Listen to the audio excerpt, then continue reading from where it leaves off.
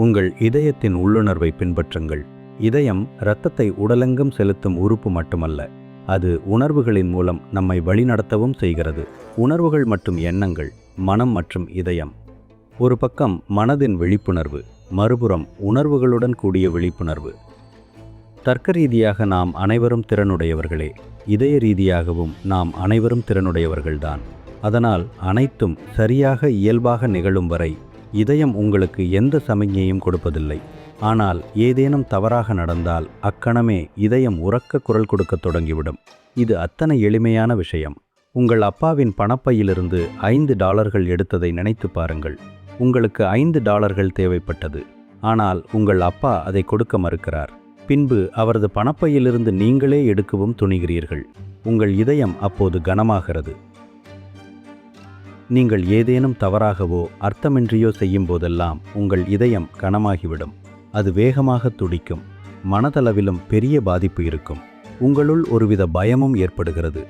எவரேனும் உங்களிடம் உங்கள் பெயர் என்ன என்று கேட்டால் நீங்கள் என் பெயர் ஜெரோம் என்கிறீர்கள்.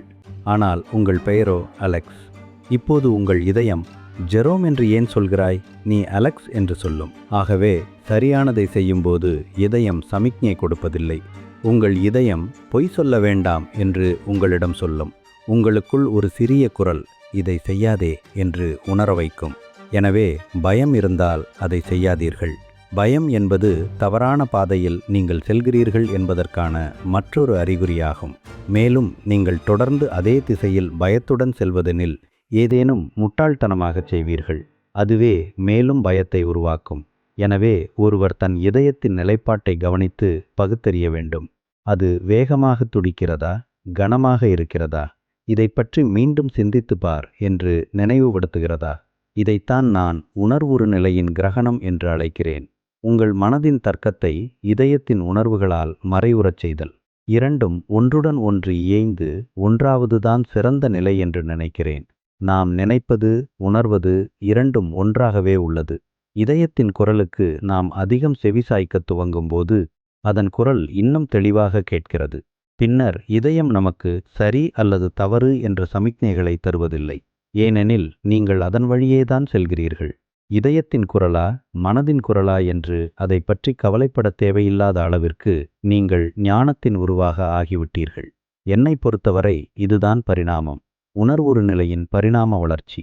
ஆனால் தர்க்கத்தினை உணர்வுகளால் மறைவுறச் செய்யும் அழகை பாராட்ட மனமும் இதயமும் உடன்பாட்டுடன் இருந்தால்தான் அது சிறப்பாக இருக்கும். இதனை புரிந்து கொண்டு உணர்வால் தர்க்கத்தை மறைக்கும் அந்த அழகை உணர முடிவதற்கு காரணமாக இருப்பது தியானமாகும்.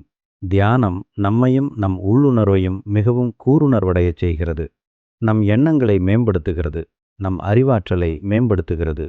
அது நம் ஜீவிதத்தை செம்மைப்படுத்துகிறது. மேலும் இந்த செயல்பாட்டில் அது நம்மை மிகவும் விவேகமுள்ளவராக மாற்றுகிறது.